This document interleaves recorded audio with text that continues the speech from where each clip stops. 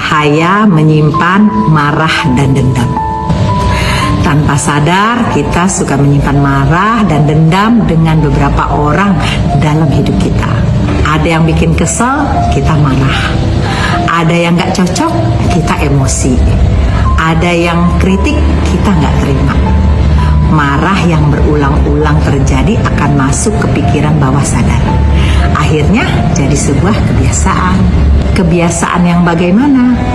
Tanpa sadar, kemarahan-kemarahan, emosi-emosi dan kecewa-kecewa yang ada tersimpan dengan baik di pikiran bawah sadar. Nah, ketika ada pemicu yang bikin kita marah, langsung deh meledak-ledak kayak bom. Setelah itu, sering orang menyesal. Tahu gak sih, kemarahan, kecewa, mungkin dendam yang disimpan akan membuat kita stres dan depresi.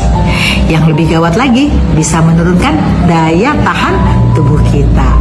Gampang sakit, rezeki jauh, dan hidup jadi berantakan. Hasil penelitian seorang profesor dari Amerika yang bernama David Honskin, orang yang dirawat di rumah sakit itu 80% penyebabnya adalah karena ketidakbahagiaan. Karena selama ini banyak menyimpan masalah dan sering kecewa. Bahkan penyakit kanker banyak disebabkan karena stres yang lama. Memang sih dalam hidup kita akan selalu diuji dengan ketidaknyamanan. Mungkin orang-orang yang menyebalkan, rasanya kita tuh udah capek dan jungkir balik kerja tapi nggak dihargai, difitnah, atau mungkin kita dizolimi. Kebanyakan orang yang menyebalkan atau membenci kita itu mungkin pendidikannya masih rendah, atau akhlaknya yang rendah, atau lagi banyak masalah, atau lagi banyak hutang, dan kualitas etikanya kurang. Kalau kita balas, berarti kita sama-sama stres dong. Maka orang bijak mengatakan sing waras yang ngalah. Artinya yang cerdas yang mengalah. Kita mau pilih yang mana? Menyimpan marah berlama-lama sampai kita sakit, stres, dan jauh dari ridho Allah, atau kita memaafkan untuk masa depan kita yang lebih sehat dan indah? Kalau ada yang baik, kenapa kita pilih yang menyengsarakan? Yuk turunkan ego. Memaafkan gak hina kok. Apalagi bisa mendoakan kebaikan pada yang ganggu hidup kita. Justru pemaaf itu berkelas. Pemaaf itu berkualitas.